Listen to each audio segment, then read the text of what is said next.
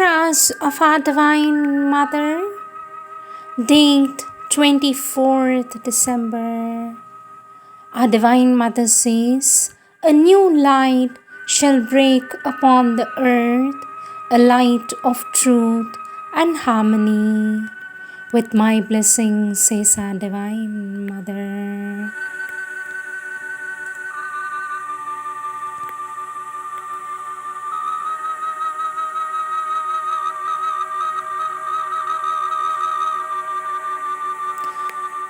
Words of our Divine Mother from the Collective Works of our Divine Mother, Volume 15. Topic: The Divine and the Universe. Our Divine Mother says, "Do not take my words for a teaching. Always they are a force in action, uttered with a definitive purpose, and they lose their true power when separated from that purpose." Subtopic: The Universe, Manifestation of the Divine. Our Divine Mother says, "It is He, the perfect Spirit, who fills all. The perfect Spirit fills all. It is He who fills all." Who's He? The perfect Spirit. It is He, the perfect Spirit, who fills all. It is the Lord who sets all in motion from the depths of the being. It is His will that directs, His force that acts. At the service of the Divine we are. It is the Divine who decides, ordains and puts in motion, directs and accomplishes the action. Question: who has made the Divine? Our Divine Mother says, Himself. Question: how long did it take to plan the universe? Who was there to execute it? Our Divine Mother says, nothing in advance, everything immediately, directly, spontaneously, without any intermediary. The intervention of intermediaries has mostly complicated matters rather than simplified, a rather long story to tell. Sweet Mother, what is consciousness? Our Divine Mother says, when the Lord becomes conscious of Himself, the world is created. Consciousness is the breath that gives life to all. Question: Sweet Mother, please tell me the meaning of consciousness. Our Divine Mother says, without consciousness you would not even know that you live. Consciousness is the faculty of becoming aware of anything through identification. The Divine Consciousness is not only aware but knows and affects. To become aware of a vibration, for instance, does not mean that you know everything about it. In the Divine Consciousness, the smallest things from below unite with the highest, the most sublime form from above. Question: Sweet Mother, does the Divine exist in all things, even in the dustbin? Our Divine Mother says the whole universe is the manifestation of the Divine, but a manifestation which begins with a total unconsciousness of its origin and rises little by little towards this consciousness. Our Divine Mother says, do not forget, even for a moment, that all this has been created by Him out of Himself. Not only is He present in everything, but also He is everything. The differences are only in expression and manifestation. If you forget this, you lose everything. There is no end to the wonders of the universe. The more we get free from the limits of our small ego, the more these wonders disclose themselves to us. The Lord will possess His universe perfectly only when the universe will have become the Lord. Next subtopic: the Divine working in the universe. Our Divine Mother says the universe is a finite whole but its content is infinite. The changes which occur in this infinity result from the action of essence on substance, from the penetration, the permeation of quantity by quality, which brings about a constant and progressive organization and reorganization of the content of the universe. At every minute, the universe is created in its totality and in each of its parts. No two combinations, no two moments in the universe are similar. Nothing is reproduced exactly. They are analogies, there are similarities, there are families of moments that can be called families of vibration. But there are no two things that are identical, neither in time nor in space. Nothing is repeated. Otherwise, there would be no manifestation, no becoming. There would only be one creation, one single thing. The manifestation is just this diversity. It is one that unfolds itself in many endlessly.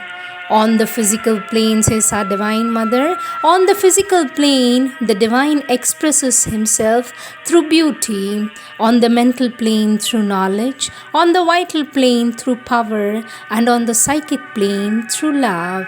When we rise high enough, we discover that these four aspects unite with each other in a single consciousness, full of love, luminous, powerful, beautiful, containing all, pervading all. It is only to satisfy the universal play that this consciousness divides itself into several lines or aspects of manifestation. This world is a chaos in which darkness and light, falsehood and truth, death and life, ugliness and beauty, hate and love are so closely intertwined that it is almost impossible to distinguish one from the other. Still more impossible to entangle them and put an end to an embrace which has the horror of a pitiless struggle, all the more keen because veiled, especially in human consciousness, where the conflict changes into an anguish for knowledge, for power, for conquest, a combat obscure and painful, all the more atrocious because it seems to be without issue but capable of a solution on a level above the sensations and feelings and ideas beyond the domain of the mind in the divine consciousness. The manifestation will overcome all difficulties, for manifestation means the overcoming of all difficulties. One divine consciousness is here, working through all these beings, preparing its way through all these manifestations. At this day, it is here at work upon earth more powerfully than it was ever before. I would say, may the world become aware that the divine is manifesting. Oh, to see no longer the appearances which change incessantly, to contemplate only the divine's immutable oneness in everything and everywhere. If one looks at outer forms, no longer in themselves, for themselves in their appearance alone, but as the expression of a deeper and more abiding reality, then all of them, as well as circumstances and events, become symbolic of the force that is behind and that uses them for its self-expression. For a certain state of consciousness, there is not a single circumstance, not a form, an action, or a moment that is not expressive of a deeper or higher, more abiding, more essential, and truer reality. Behind the appearances, there is subtle reality much closer to the truth. It is one that we are trying to show you. Upon this world of illusion, this somber nightmare, the divine has bestowed his sublime reality, and each atom of matter contains something of his eternity.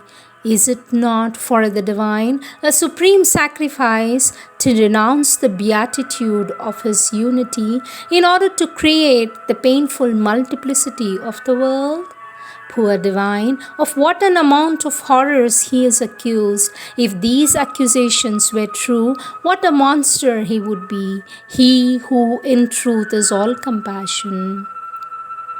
Our Divine Mother says it is wrong to say that the world as it is made according to the Divine's will. If it were so, all wickedness of the world would be the Divine's wickedness. There would be no need to change either oneself or the world. All things considered, looking at the world as it seems, it must be irremediably the human intellectual has decreed that this world would be a mistake on the part of God, and that the manifestation or creation is surely the result of desire, the desire to manifest oneself, desire to know oneself, desire to enjoy oneself.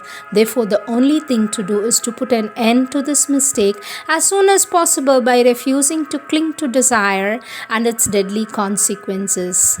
But the Supreme Lord answers that the comedy has not yet been completely played out. He adds, wait for the last act, no doubt you will change your mind. When the physical world will manifest the divine splendor, all will be marvelous. The whole creation speaks of the divine to him who knows how to hear within his heart. There is no other consciousness than the supreme consciousness.